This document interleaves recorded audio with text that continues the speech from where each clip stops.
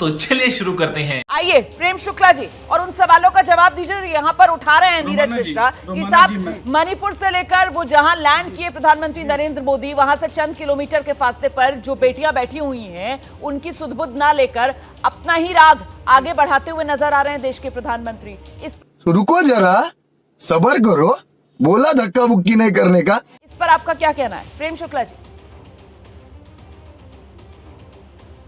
आदरणीय प्रधानमंत्री जी पूरे विश्व में भारतीयता का, भारत के लोकतंत्र का जब परचम लहराकर आ रहे हैं, अरे कहना क्या चाहते हो? तो स्वाभाविक तौर पर जो वैदेशिक लोगों के चरण पखारने में ही स्वयं को धन्य पाते रहे हैं और भारतीय लोकतंत्र को बदनाम करने के लिए ही जिनका अभियान लंबे समय से चल रहा है। What? एक गरीब परिवार का बेटा प्रधानमंत्री बन गया, तुमसे ना हो पाएगा। एक जनजाति समाज की महिला जो है राष्ट्रपति बन गई, तो सोने का चम्मच लेके जन्मे लोगों को तो पेट दर्द तो हो ही रहा है।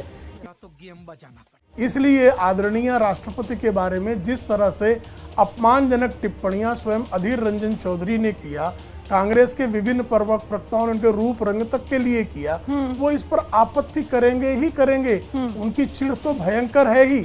और राष्ट्रपति संस्थान के बारे में जो उन्होंने ज्ञानी जैल सिंह के लिए आतंकवादी जैसे शब्दों का प्रयोग किया, राष्ट्रपति भवन के दौरान उनके टेलीफोन काट दिए। झूठ बोलो, बार बार झूठ बोलो। ठीक है सर। वो राष्ट्रपति भवन की गरिमा पर जो है वो किसी को जो है उपदेश दे रहे हैं। ठीक है सर, मैं जल्दी से पीयूष जोशी का एक रिएक्शन लेती हूँ। पीयूष जोशी जी, तो कुल मिलाकर राष्ट्रपति का अपमान ये मुद्दा बहाना है, दरअसल प्रधानमंत्री नरेंद्र मोदी पर निशाना है। Piyush Joshi 2000 years later. अभी मजा आएगा ना भिड़ो। देखिए, बात तो बिल्कुल सही है कि विरोध तो प्रधानमंत्री नरेंद्र मोदी और भाजपा की केंद्र सरकार का है, इसमें कोई दो राय नहीं है। ठीक है, बात तो सही है। जहां तक रही बात लोकतंत्र की, ऑस्ट्रेलियाई लोकतंत्र कितना मैच्योर है और हमारा लोकतंत्र कितना इमैच्योर है, ये बात प्रधानमंत्री यदि स्वयं भारत आते से पहली चीज ये बोलेंगे तो भारतीय लोकतंत्र की कोई बहुत अच्छी छवि तो विदेश में या देश में भी नहीं जाएगी। अब इसमें प्रॉब्लम यह है कि आप देखेंगे कि यदि मान लीजिए प्रधानमंत्री मोदी को ऑस्ट्रेलिया में, प्रधानमंत्री मोदी के बोलने की वजह से विदेशों में देश के लोकतंत्र पक्ष विपक्ष की अच्छी छवि नहीं जाएगी, या फिर देश में विपक्ष जिस तरीके का रवैया अपना रहा है उससे देश में लोकतंत्र की छवि खराब होगी। ये भी तो देखना और समझना होगा ना पीयूष जी।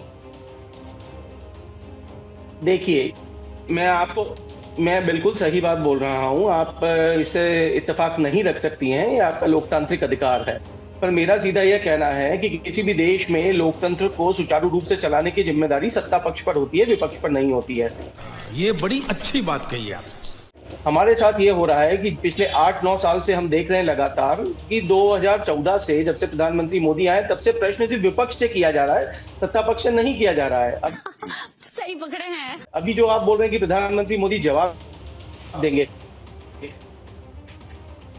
अरे नहीं, कुछ दिक्कत आ रही है, आपकी आवाज नहीं आ रही है। किसी चीज का प्रखर मुद्दे हैं, बढ़ती महंगाई है, बढ़ती महंगाई के अलावा हमारे हेलो जी जी, तो मेरा ये कहना है कि भाई जिस देश के सामने इतने बड़े बड़े प्रचंड प्रखर मुद्दे हैं उनके ऊपर तो प्रधानमंत्री कोई जवाब नहीं देते हैं और राय भी नहीं रखते हैं। हाँ। तो अब ये बात है कि महंगाई की बात है, मणिपुर की बात है, हम यदि बात करेंगे पहलवानों के मुद्दों की बात है, और भी बहुत सारी बातें हैं। चाइना का एग्रेसिव स्टैंड की बात है जो प्रधानमंत्री जी ने किया। पहले हम देखते थे कि भाई विपक्ष के नेता पत्रकार प्रधानमंत्री के साथ उनके हवाई जहाज में जाते थे, वहीं पे यदि वापस आ रहे हैं तो वापस आते समय उस दौरे की क्या सफलताएं विफलताएं हैं वो वहीं चर्चा हो जाती थी। ऐसा तो प्रधानमंत्री करते दिखते नहीं। इस देश के प्रोग्राम्ड इंटरव्यू करते हैं, पहले से प्री प्लान्ड क्वेश्चंस रहते हैं, उसके तहत वो जवाब देते हैं। मजा नहीं आ रहा है।